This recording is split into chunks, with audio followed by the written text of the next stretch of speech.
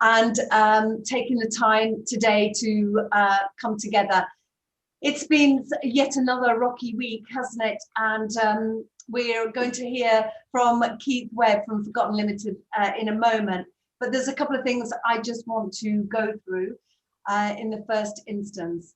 I was on the mayoral chat that happened last week, and I would like to feedback from that if people would indulge me, because I do think it's really important what the mayor said. We are hoping to get the Metro mayors to join us December, I think it's the 8th or the 4th. We'll let you know, but Dan Jarvis has already confirmed, so we'll try and work around Dan's availability and the other Metro mayors. In the first instance, there are apologies. I don't know if Jamie or Flo, you have the apologies. I do, yes. I'll just pop them in the chat now. Thank you. They're in the chat. Thanks very much.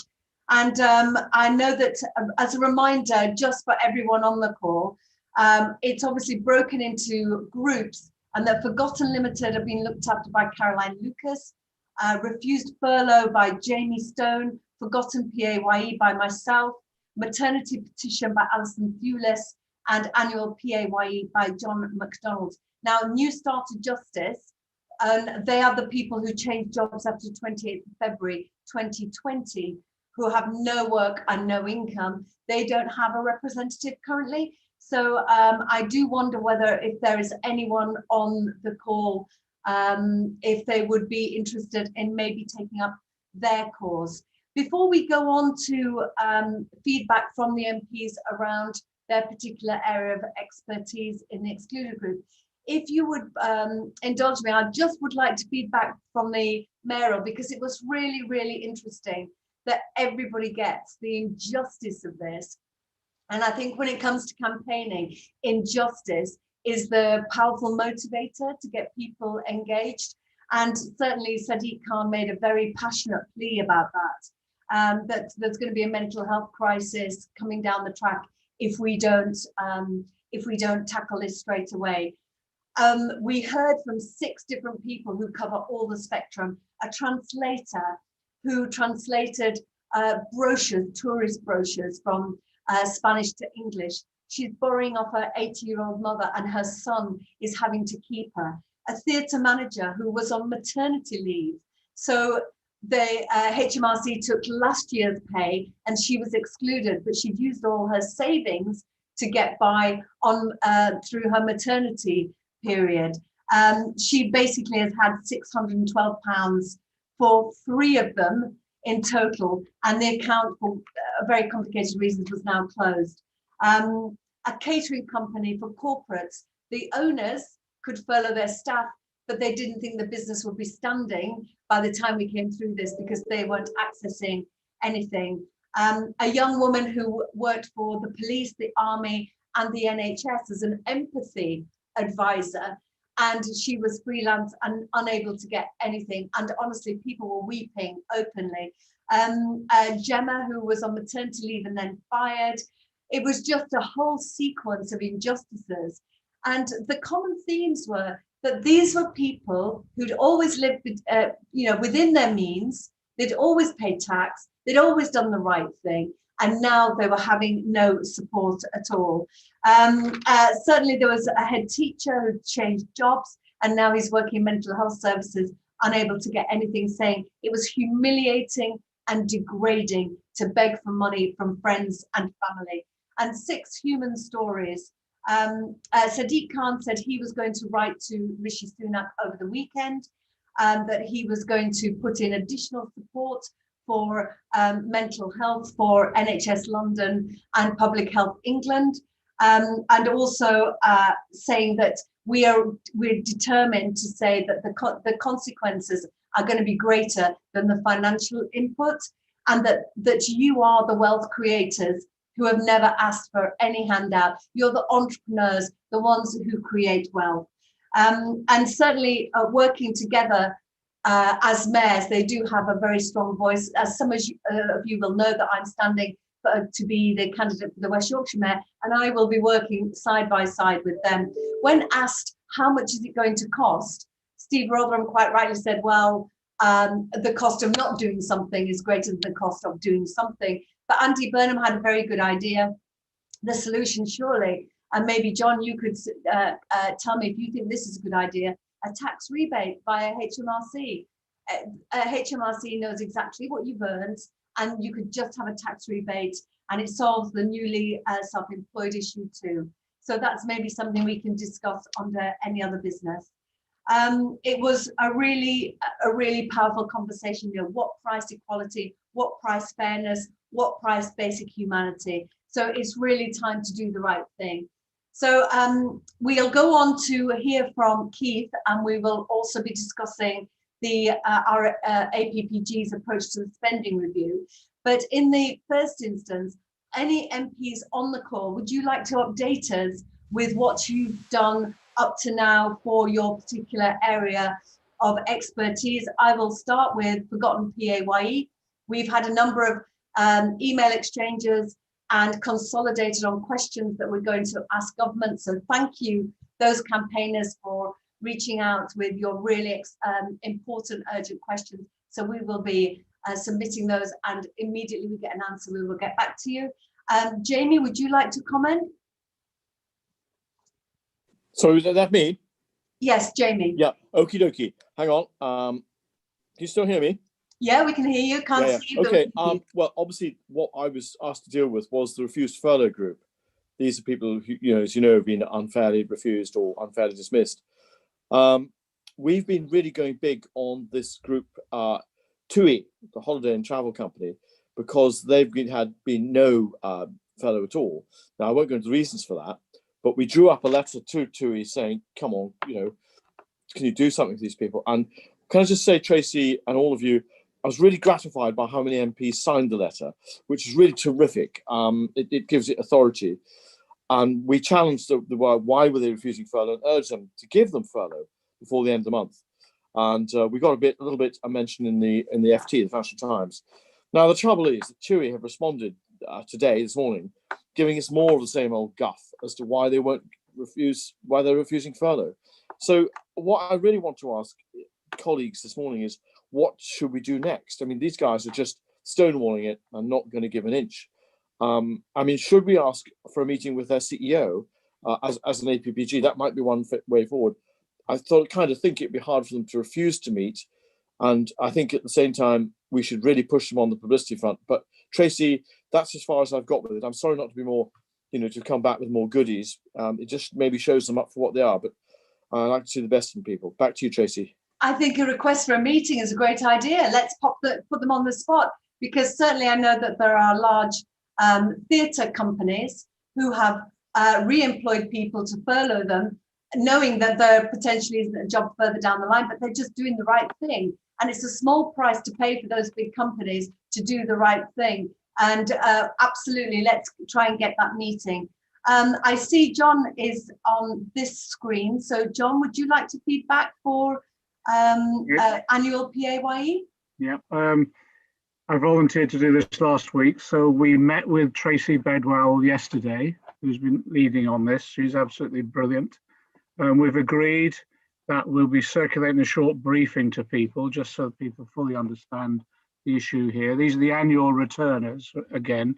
We've drafted up PQs, Jackie in my office and myself. I've just signed them off, Aisha, so we've just sent them to you. Okay, so we'll table a set of parliamentary questions. Tracy's also drafting up a letter this week that we'll finalise. So we'll do a letter into the Minister. In that letter, we will seek a meeting. If necessary, we'll seek it, obviously like a minister, if necessary, we'll seek a meeting with officials if the minister's not available. And then again, we thought what we'll do, but we'll liaise with yourselves on how we go about this.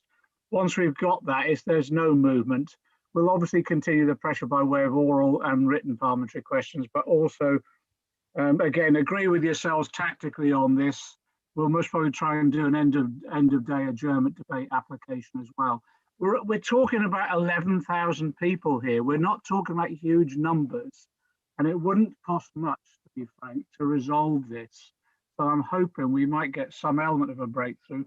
It was when we put forward the furlough scheme to Rishi Sunak very early on, very way back in March, we said then that it had to be comprehensive. And these are people who HMRC have complete information on. There's no lack of information about what's needed to enable them to have proper participation in furlough. So I can't fully understand why the Chancellor has been so resistant in not resolving for this group in particular. But anyway, that's the sort of lineup where activities are undertaken. But this is all down to Tracy Bedwell, really, and the commitment that she's shown. So we'll be working closely with her. Thank you very much, John. And certainly the adjournment debate's a good idea. I know that Westminster Hall has potential opportunities as well.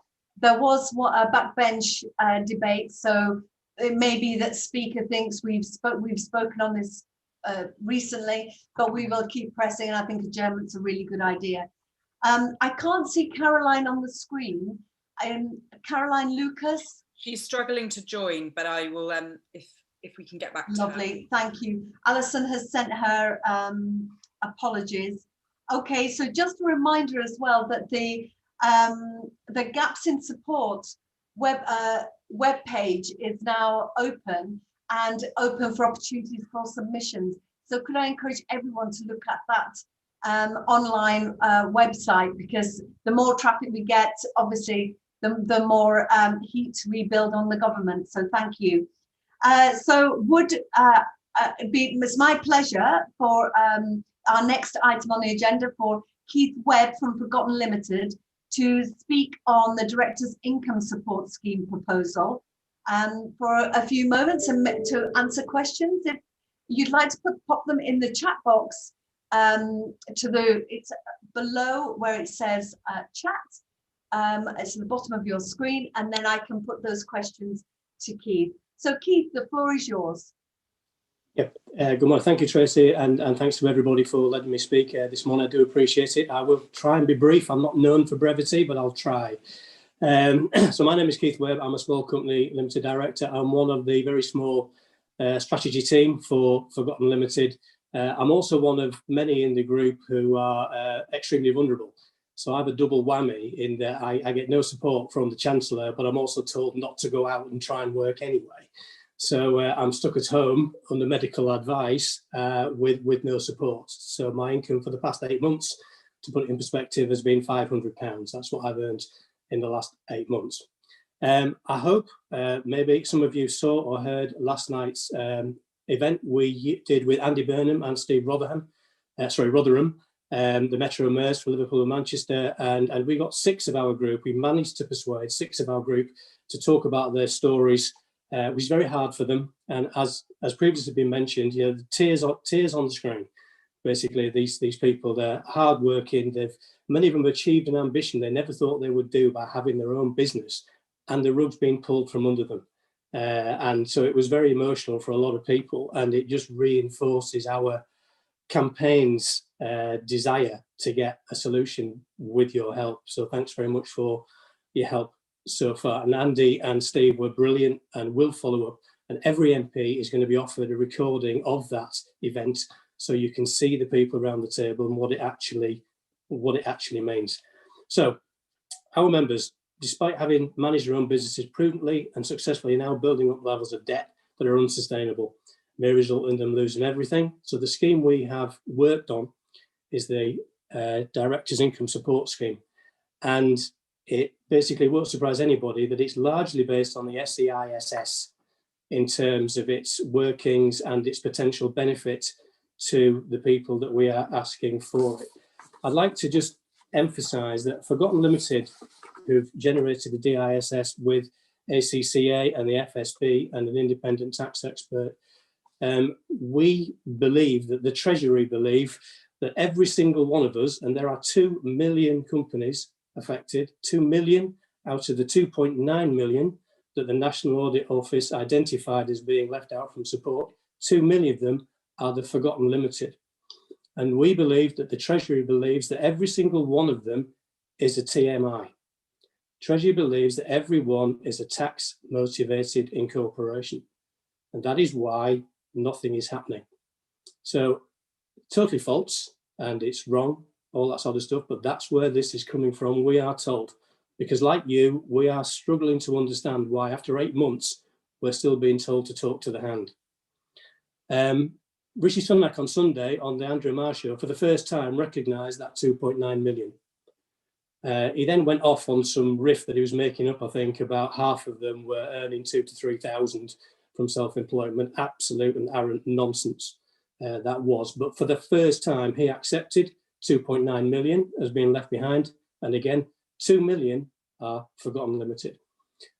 So we believe that Forgotten Limited, it's our job, basically, not to just campaign in front of the press and MPs and yourself and to encourage you. It's our job to come up with solutions for this huge amount of people. And we've had a number of goes. And every time we've come up with something, we get absolutely no acknowledgement or response from the Chancellor or the Treasury. So the first thing we want to say is, and I'll go through the bits now, is that we need to get a meeting with the Chancellor and or Treasury to discuss this, because without them engaging, nothing is going to happen. We discovered that we delivered the DISSS to the Chancellor last Friday, and every MP will get a one-page summary very shortly via the ACCA. As I mentioned, it's worked up by ourselves, Federation of Small Businesses, ACCA, and Rebecca Seeley-Harris, who's an independent tax expert. Just to repeat, it seeks to simply mirror the level of support that the self-employed have got.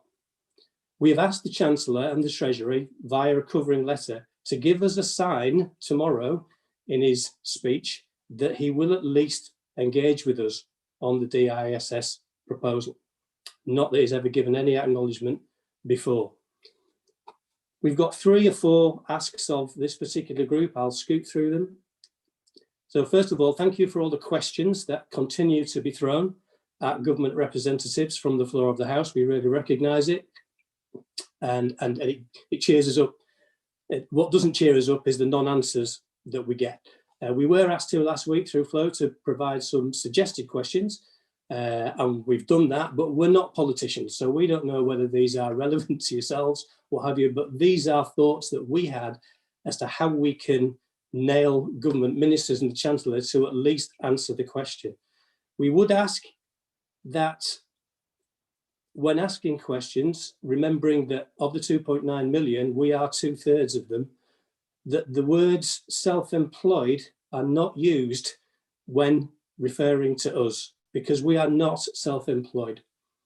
So within the 2.9 million, regularly quoted, 2 million are not self-employed. That is us, Forgotten Limited.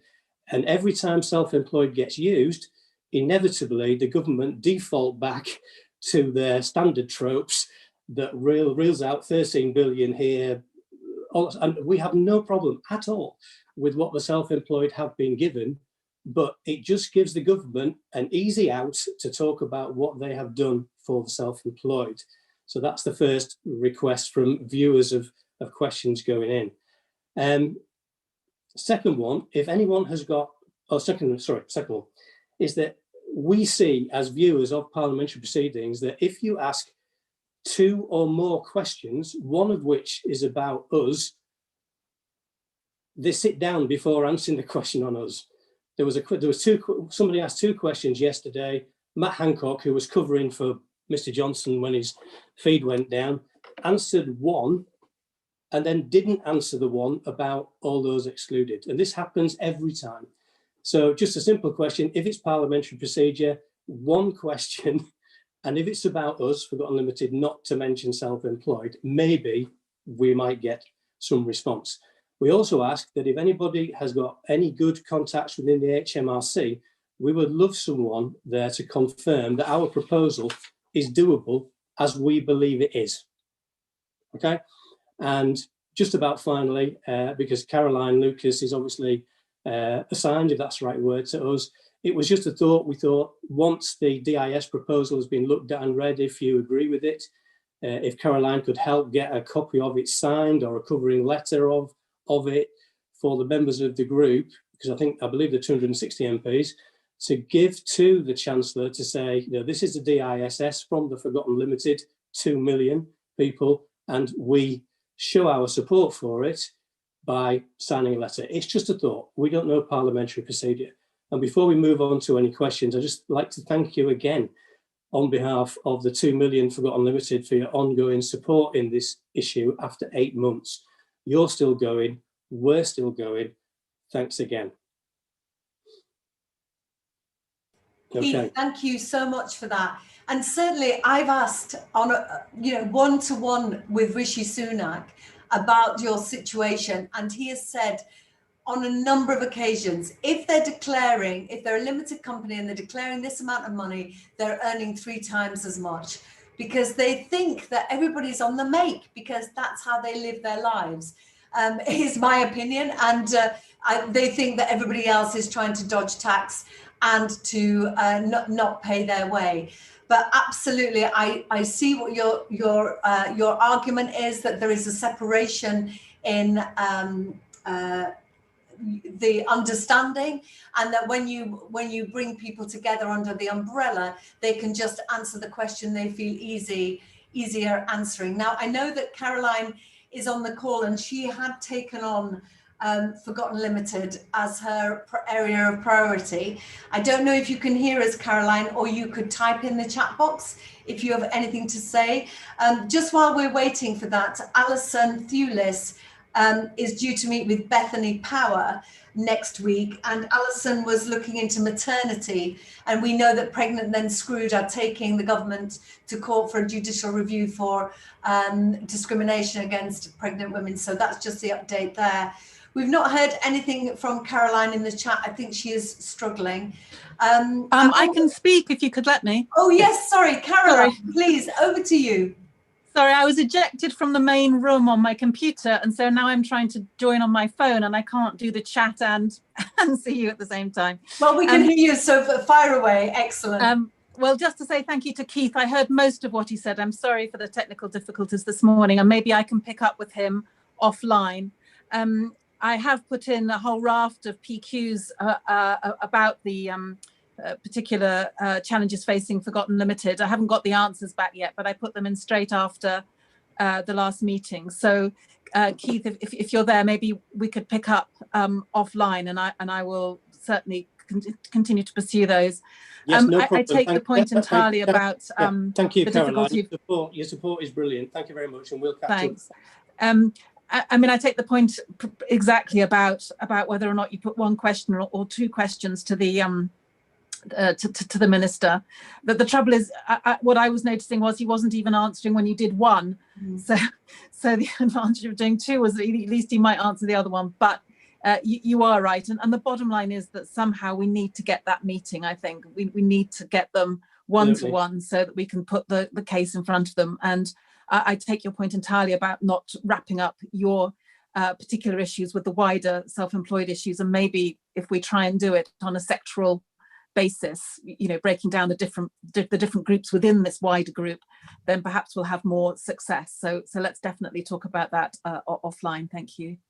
Thank you so much, Caroline. And I know that all the media outings that you do, you always refer to the excluded. So thank you for raising it at every opportunity. Obviously, the spending review could potentially change everything. So I don't know if there are people on the call that would like to put into the chat box any thoughts they have on the spending review. Jamie, can I check whether Excluded have written a letter on the eve of the spending review, whether we've made our case? I don't know. I'd have to ask Aisha on that one. I'm sorry to be vague on that. Aisha, do you happen to know?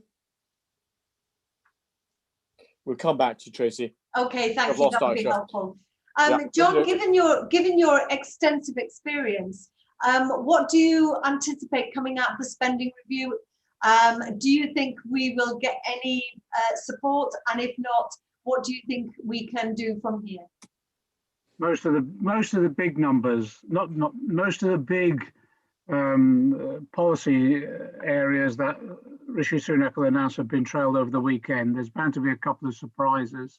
I'm hoping there might be something around this, but it's just fingers crossed, Keith, to be honest, on all of this. However, remember what the spending review does do for us is, even if Rishi doesn't say anything, it does give us a few days to get actually some commentary in around the spending review that may be able to open the door to a direct meeting. So I'm not sure. It's very difficult to tell. If I was him and I wanted to do something that was a bit of a surprise, that it would be something around this, but there's been no hint so far. But he sometimes does, you know, all chancellors do it. They like to store up a few surprises. So let's keep our fingers crossed. But if there isn't, it does give us then the opportunity of expressing our disappointment and therefore the urgent need for a meeting to try and resolve this. And that's what we need to do. See how he goes tomorrow. If there's something positive, let's welcome it. If there isn't, let's pile in then and say, right, that really does mean a face-to-face. I'm really keen to see this scheme as soon as possible, really, in terms of the summary. Because once we've got that, we can get that around to all of the Commons and Lords as well. And at least people know what we're talking about, really. It might be we have as part of it, John. We have costed it as well. It's not an airy fairy thing. It is a maximum of £6 billion, which is a lot of money. We understand that fundamentally, but we were clearly thought if we don't actually nail a number to it, then it was just going to go in the bin, to be honest. So it's very detailed, and we'll make sure everybody gets a full copy. Well, you say it's a lot, but in the scale of things at the moment, it's not that huge, actually, given the scale of support that's had to go into the economy. We agree, but it would be wrong not to recognise it's a significant sum. But yes, we agree. This is all relative at the moment in the situation we're in anyway, especially with the vaccines coming and the hope we can be out of this crisis, hopefully over the next 12 months and resolved. So therefore, we're talking about an interim measure, that's all. That's the point that Tracy is making time and time again, and Caroline. It was slightly worrying yesterday that among the many ways of not answering the question, yesterday, Mr. Johnson and Mr. Hancock both started talking about, there's a vaccine coming, you'll be all right, you'll be able to get out and work again. You know, so that it's a movable feast of reasons why not to engage. So I think you're right, John. You know, it's about getting that meeting. It's about getting the engagement, because without that, we're just shouting at the moon. Emma Lowell-Buck has just joined us. Thank you, Emma. We can't see you, but it seems that this has been quite a difficult Zoom. So there are some that are worse than others, but this is obviously technically tricky. But thank you for joining us, Emma. I know you're a huge champion. Oh, you're coming on my screen. So I don't know if you will be coming to join us, whether we can see you. I think you're absolutely right, John. We need to see Keith's figures. We need to, there you go. We need to be able to share that. So Jamie, could the team write an email, an urgent email on the eve of the spending review that we want specific support and break down our groups, so that they can't amalgamate us and say that they've offered support to some self-employed. So if that can go, we are very happy to sign that. Emma, would you like to make a comment?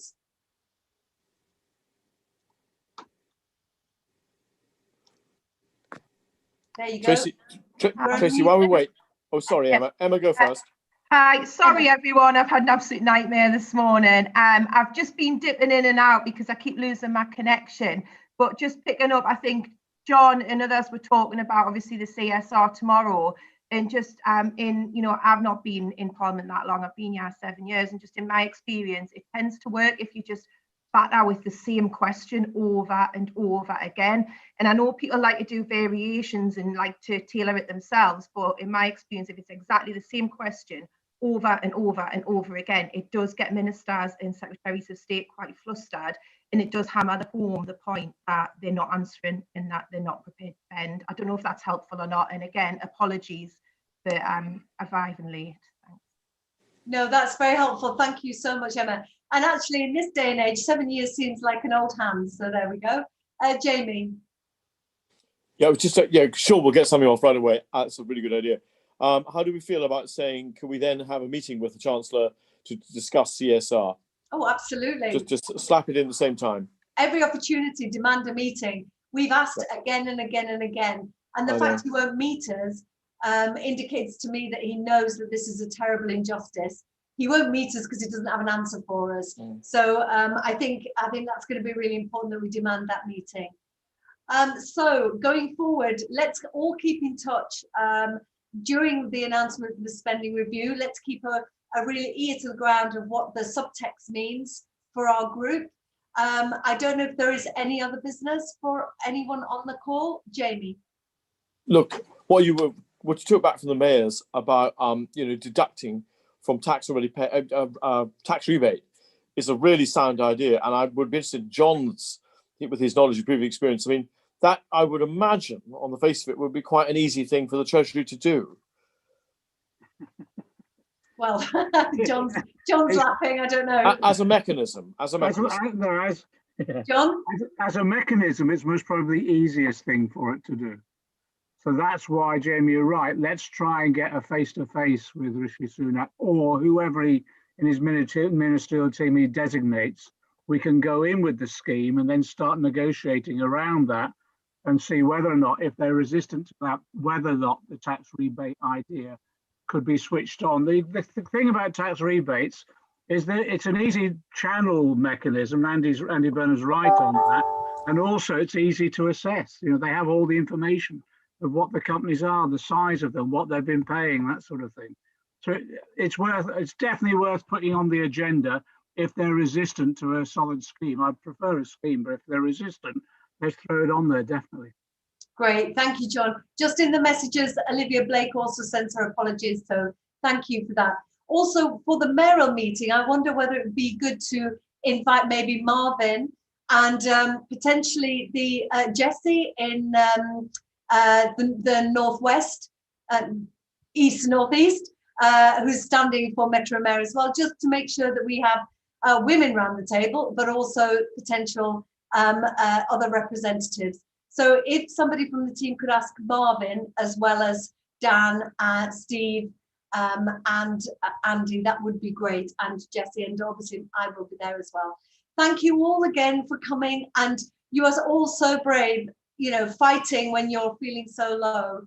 But rest assured, we have your back. We're doing everything within our power, and we know that you are on the right side of history and justice. So we'll do what we can. And stay strong, everyone, and do reach out. That I know that Gaps in Support and Excluded have mental health support line 24/7. So don't feel alone. Don't feel isolated. Reach out for support if you need it. Thank you all so much for joining us today, and see you next. Thank you, everybody. Cheers. Bye bye now. Thank you.